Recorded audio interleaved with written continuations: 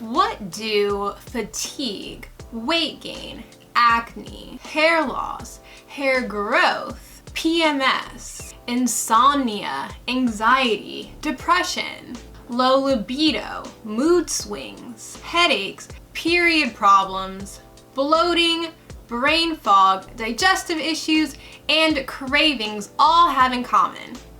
Well, they are all possible symptoms of a hormonal imbalance.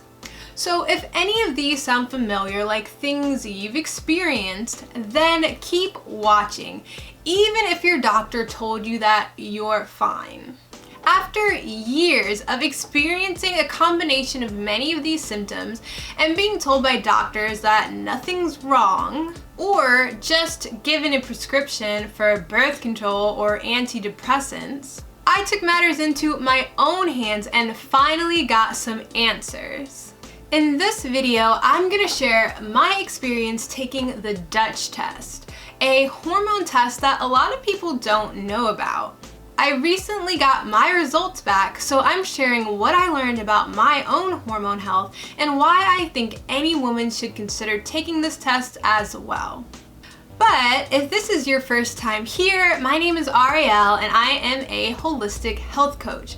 If you are interested in all things health and wellness, then you'll definitely want to subscribe to this channel. And follow me over on Instagram at Auriel_Gallimore.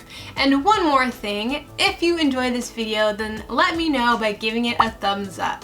So let's rewind for a sec and talk about what hormones actually are.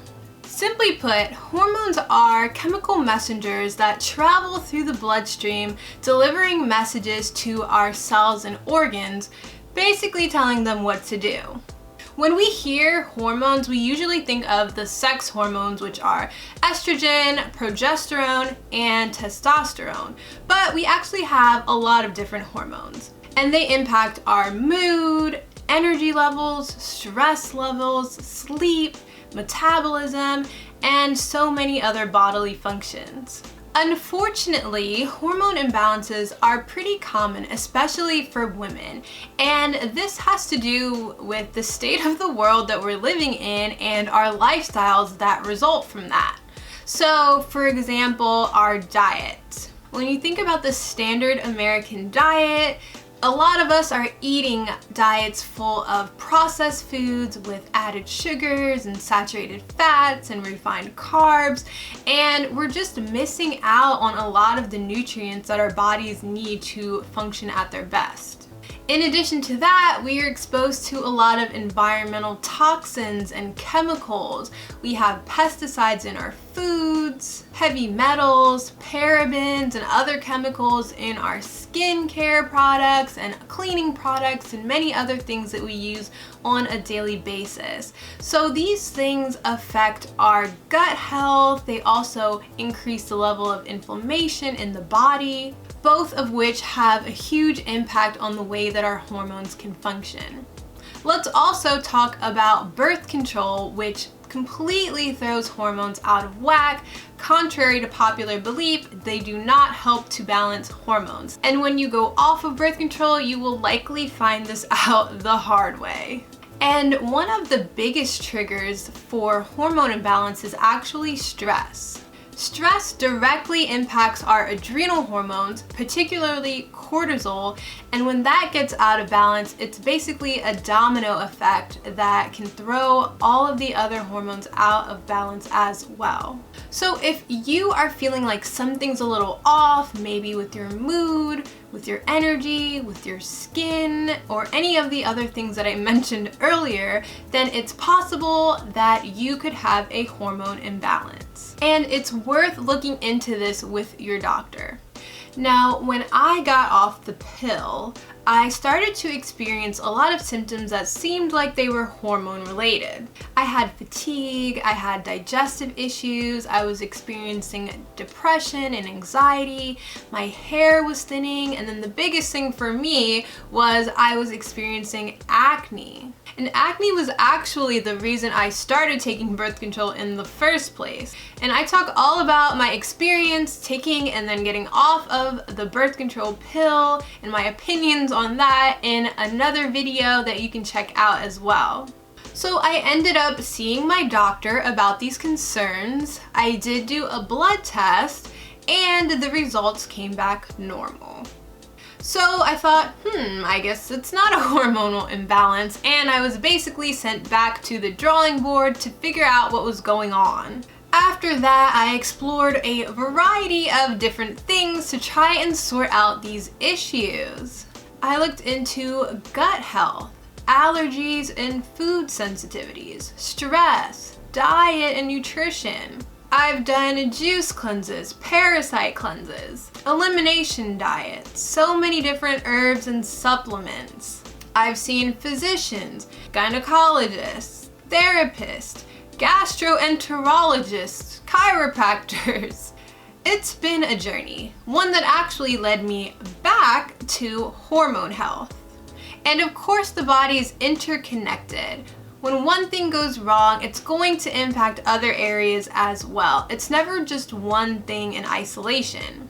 But the more I read and researched about my symptoms, I just kept coming back to hormones. And I learned that there were different types of hormone tests, and they are not all created equally.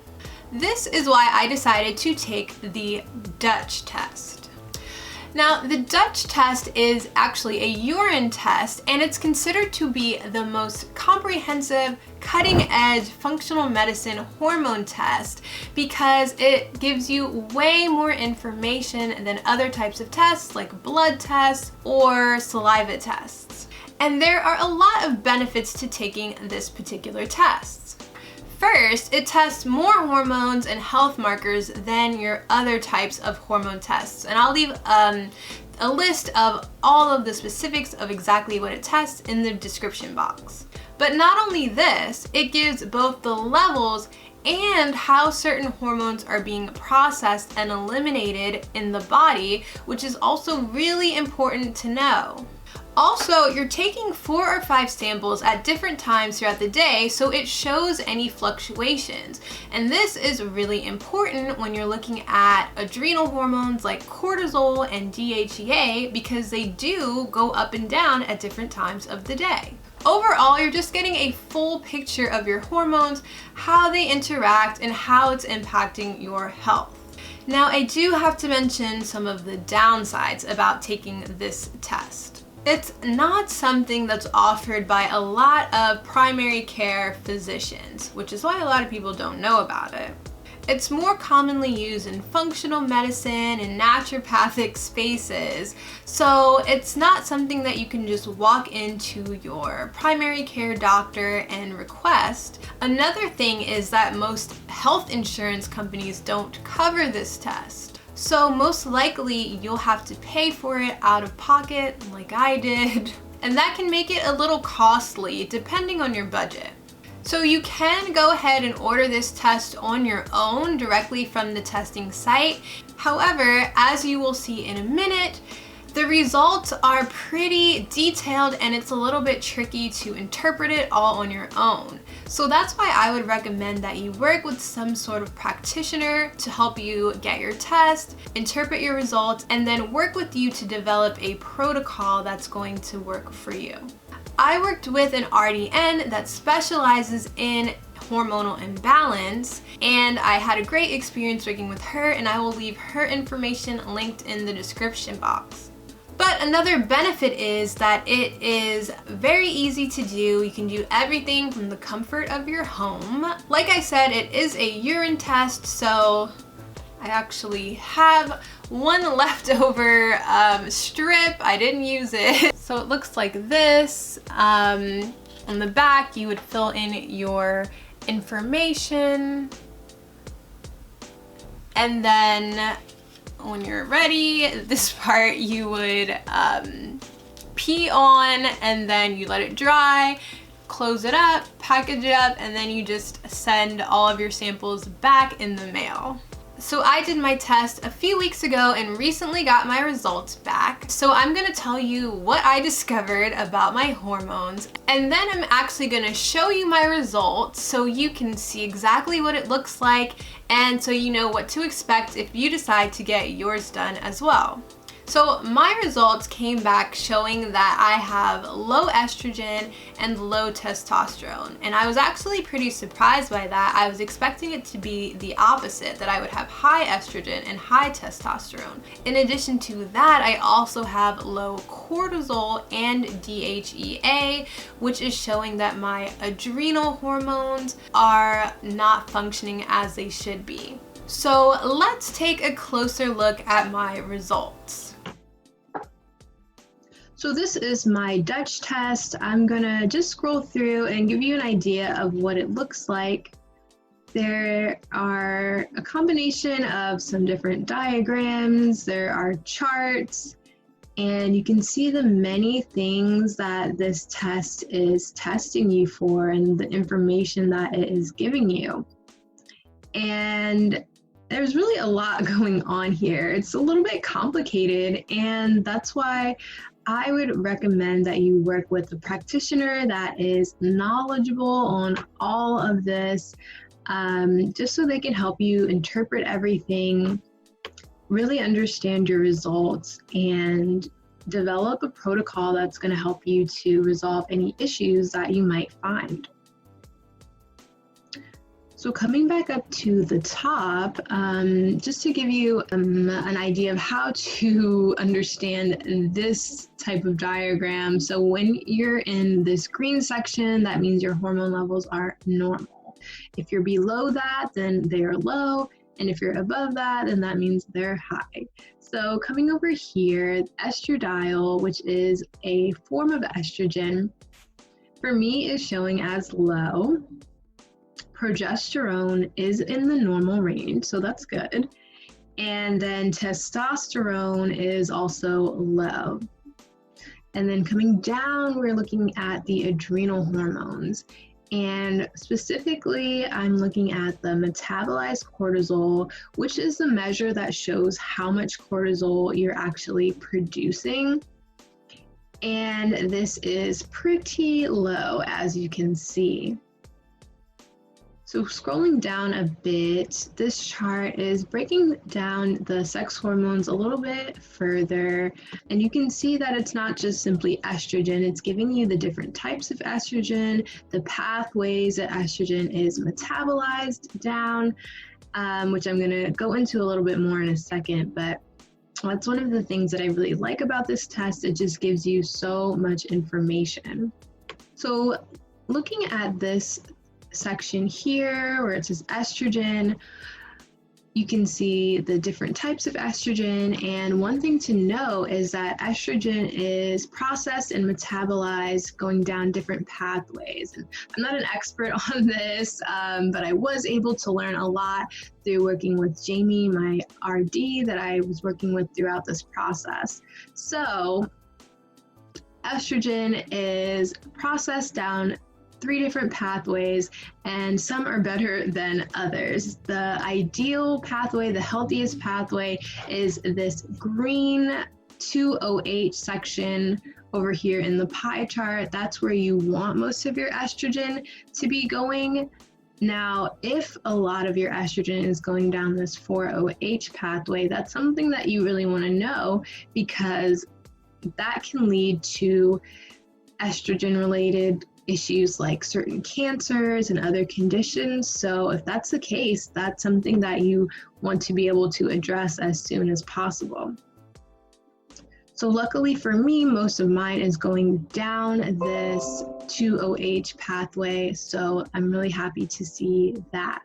And then looking over in this section, testosterone is also processed and goes down different pathways as well. So if you are favoring this 5-alpha pathway, then that can lead to androgenic symptoms such as hair loss, hair growth in unpleasant places, acne, things like that, things that I have been experiencing myself. So you can see here that I am favoring that pathway. And it's interesting because even though my testosterone levels are low, because it's going down that pathway, that's what's leading to those types of symptoms. So I thought that was really fascinating. So I just wanted to highlight that, and those were the key things that I found from my results. But as you can see, there is a lot of information here. There's a lot that's being tested, and there's so much that you can learn. But yeah, that's what you can expect if you get your Dutch test done. I think it's really something that everybody should do, especially if you are experiencing any of those hormone-related symptoms. It can give you such great insight into what's actually going on. So what's next? Now that I have my results, I have an idea of what I need to do to start to actually resolve these problems and heal from some of these issues. So the first thing that I'm going to be doing is getting a full thyroid panel. So based on my test results and my symptoms, it's possible that I could have low thyroid functioning or hypothyroidism, and that could be a factor in all of this. So I'm going to be doing testing to get to the bottom and see if that is an underlying issue. I'm also taking a couple of supplements to support my hormones, including maca, saw palmetto, and zinc. And then in addition to those things, I'm also making a few lifestyle changes or continuing with the lifestyle changes that I have been doing, including eating regular meals throughout the day and eating enough food to balance my blood sugar levels, working on stress management, getting enough sleep, limiting caffeine, working on prioritizing gentle movement. So these are the things I'll be working on implementing, and I would love to do another video with an update of how things are going in a couple of months or so. And I would love to know your thoughts on this and whether you've ever experienced or thought you've experienced a hormone imbalance. And if you're interested in learning more about hormone health, I share a lot of info in this video on the birth control pill. Thanks for watching, and I will see you in the next video.